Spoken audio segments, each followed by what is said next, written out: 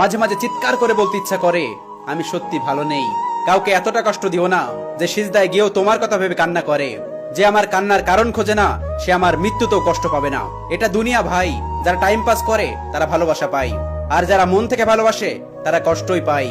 মন খারাপ আমারও হয়, কিন্তু কি করার, বোঝার মতো কেউ নেই। স্বার্থপর মানুষেরা ঠিক জানে অন্যকে কখন ইউজ করতে হবে আর কখন ইগনোর। এক জীবনে সবাই তো আর সবকিছু পায় না।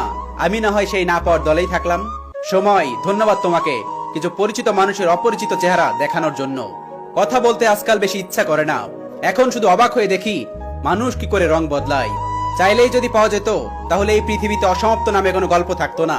আঘাত না পেলে কখনোই ঘুরে দাঁড়ানো যায় না। পৃথিবীর সব থেকে খারাপ মানুষটা আমি, এজন্য সবাই আমাকে ছেড়ে চলে যায়। পারফেক্টের চেয়ে পার্মানেন্ট আর বিশ্বাসযোগ্য হওয়াটা বেশি ইম্পর্টেন্ট। এখনকার দিনের ভালোবাসা মেয়েদের সৌন্দর্য আর ছেলেদের টাকা। পৃথিবীতে তাকে খোঁজো না যে অনেক সুন্দর, বরং তুমি তাকে খোঁজো যার জন্য তোমার পৃথিবীটা সুন্দর। আমি হাজারো ভাঙা মনের ডাক্তার ছিলাম। যখন নিজের মনটা ভেঙে গেল তখন মেডিসিনের নামটাই ভুলে গেলাম। কারোর গল্পে প্রাক্তন আমি, কারোর জীবনের গল্প, কারোর ভাষায় চরিত্রহীন, কারোর ভাষায় কবিতার ছন্দ। ঘুমাতে পারি না ঠিক মতো, কিছু ব্যবহার, কিছু কথা, কিছু আঘাত, সব মিলিয়ে নির্ঘুম রাত। মানসিক শান্তির আরেক নাম প্রিয় মানুষ। স্বপ্নে তো অনেক কিছুই দেখি, কিন্তু বাস্তবতা যে অনেক কঠিন। আমি অপেক্ষা করেও শূন্য হাতে ফেরা মানুষ। ডাক আসলে যেতে হবে, কেউ যাবে না সাথে। পৃথিবীর সবচেয়ে বড় ভুল কাউকে পাগলের মতো ভালোবাসা। আমি ঠকে গিয়েও প্রতারক, আর সে ঠকিয়েও সুপ্রিম কোর্টের বিচারক। সারাদিন মনের সাথে অনেক যুদ্ধ করে ভুলে থাকি, কিন্তু হেরে যাই রাতের অন্ধকারে। একটা কথা মাথায় রেখো, চাষিদের ভালোবাসায় সামান্য স্বার্থ থাকতে পারে, কিন্তু মামিদের ভালোবাসা পুরোটাই নাটকীয়। কথাটা তিতা লাগলো সত্যি। আবার কিছু কিছু ক্ষেত্রে চাচি মামি উভয়ই সমান।